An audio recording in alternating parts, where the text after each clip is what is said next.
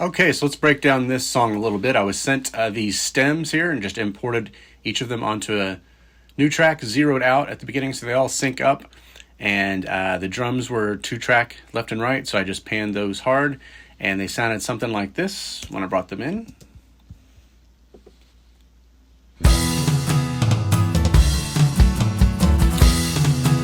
So the first thing I think to do is to, kind of curtail the lows a little bit. So I added an EQ, and I actually did that later. So the first thing I do is I run each track through a Studer tape emulation plugin to give it some analog warmth, and that looks kind of like this and sounds like this. I'll turn it off and then on.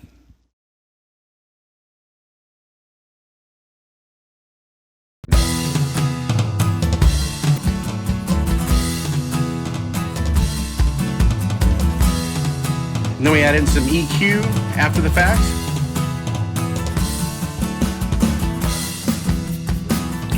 And that was necessary because the kick drum is pretty intense here.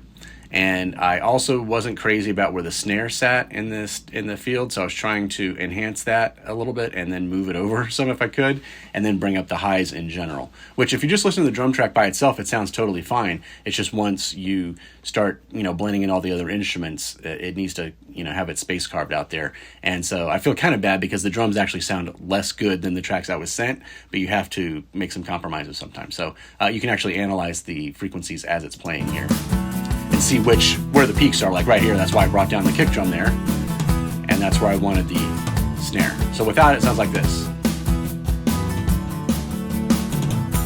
It's a little confusing because you're only hearing one of the 2 stereo channels, so you got to do them both at the same time. It's a little confusing. Moving on to the, you know what? Not yet. There's a plugin I put on here, Bus 2. If you come over here, that would be the Ocean Way plugin, and that is a room modeler. And it sounds like this when it's on or off. Hang on a second. Solo the drums, and then add the Ocean Way. So you can do things like change the,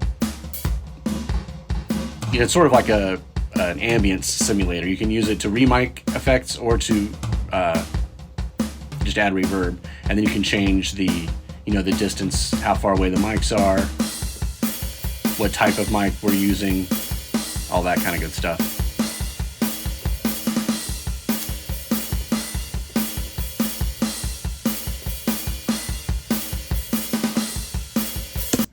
So this really just adds some ambience more so than actual reverb. And then we had some percussion. I think that was just a shaker track. Let's pull that up.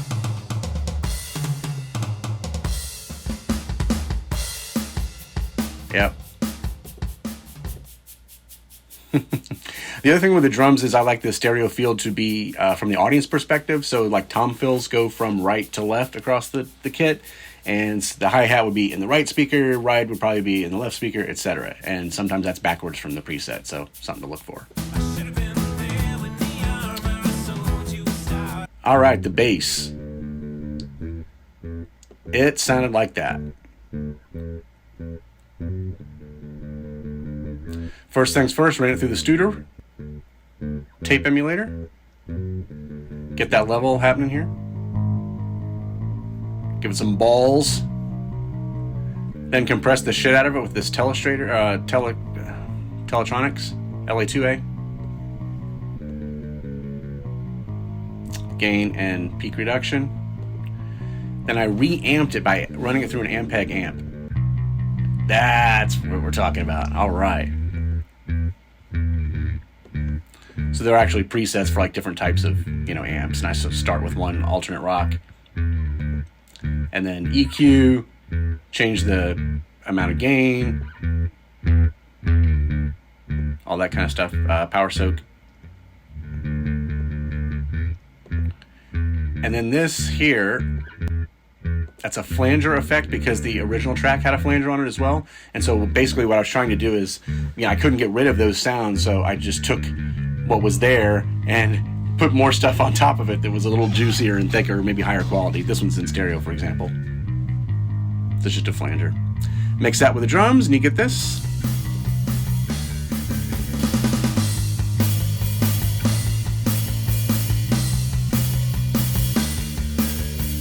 All right, I guess it's guitar time. Let's solo that up. It came in like this. There were 2 guitar tracks. So you've got a very Pete Townsend kind of thing happening there, right? First things first, tape simulation. Then this is a phase alignment tool.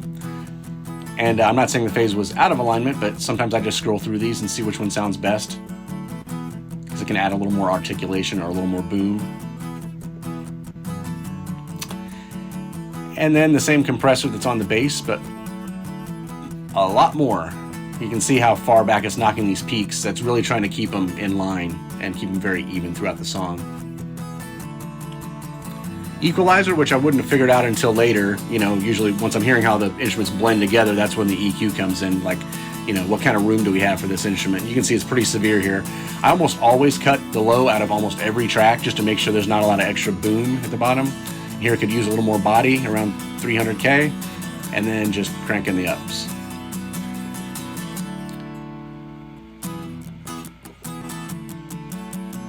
So during parts of the song, let's see which ones. Parts of the song, I added a time effect, a delay effect here, and that's the Cooper Time Cube. Oh, I'm looking at the wrong channel. There we go. That's where you can see the effect on and off. You'll hear it come back in here in a second.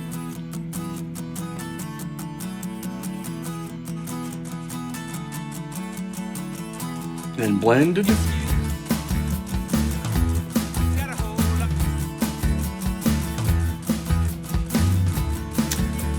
Okay, so the other thing I did with the second guitar track was to add some distortion here, because both of them were acoustic, and I thought it could do with, you know, a different tone on the other track, and plus we kind of had that Who thing going on. So guitar 2 is soloed. It comes in, normally it was like this.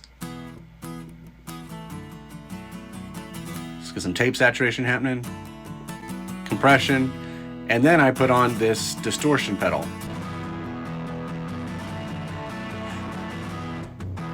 Hell yeah. And then I brought that in and out in different parts of the song. Here you can see where I changed this, the raw.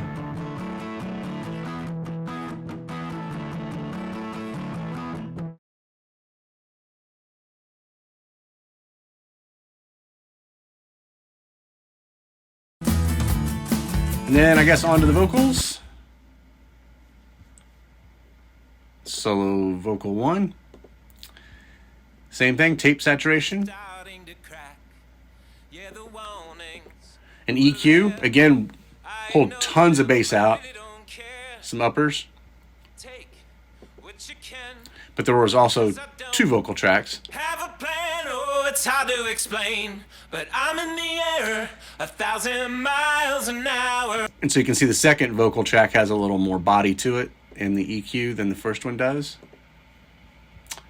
See, I'm putting it in here and adding it here, so the 2 vocals aren't stepping on each other.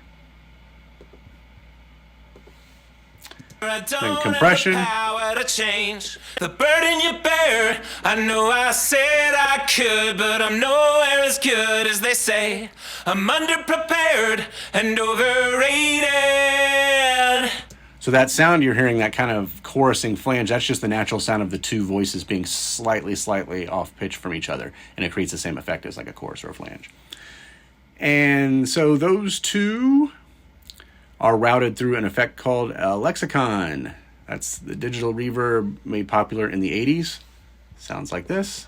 'Cause I don't have a plan, oh, it's hard to explain, but I'm in the air 1,000. So for the choruses, I wanted another effect because I was out of tracks, and I usually want something to kind of lift things up a little bit, you know, a strummy pattern or a keyboard pad or something like that.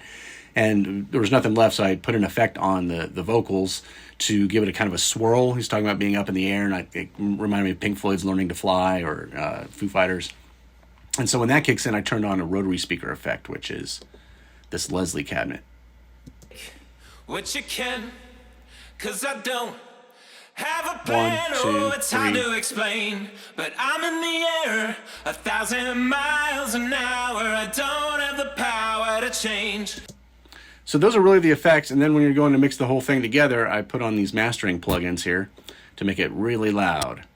And those sound kind of like this. So you've got the Ampex, that's another tape simulator, just like all the other ones. Just kind of get a good level happening here. And then the multipressor is pretty magical. I'm gonna go ahead and play this a little bit. Burden you bear. I know I said I could, but I'm nowhere as good as they say.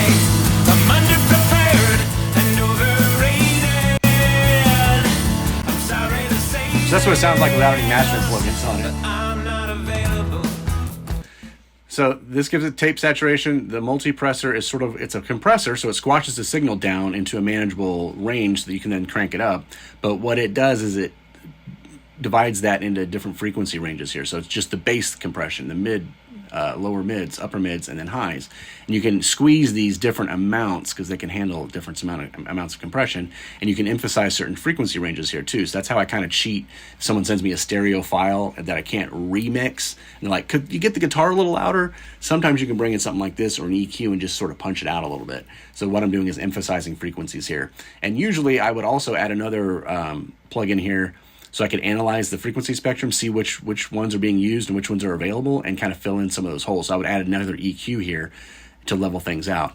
And then at the very end, we put on the maximizer, which is what really cranks it up.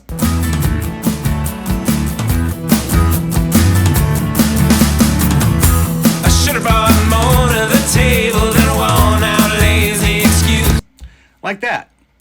And then the rest is just like kind of doing a lot of individual mixing,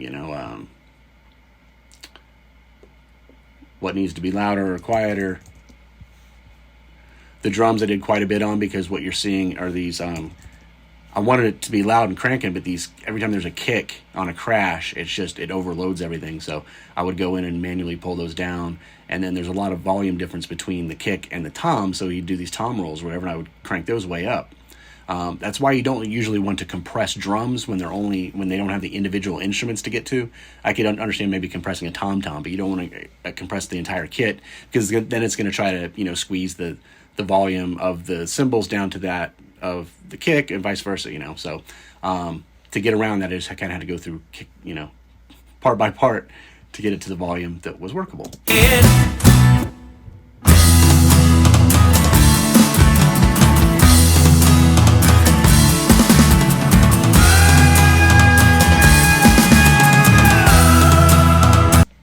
And that's a pan from right to left, kind of where the tom rolls are going too. So essentially, that's pretty much it. Just want to give you some insight into how this stuff sounds and why.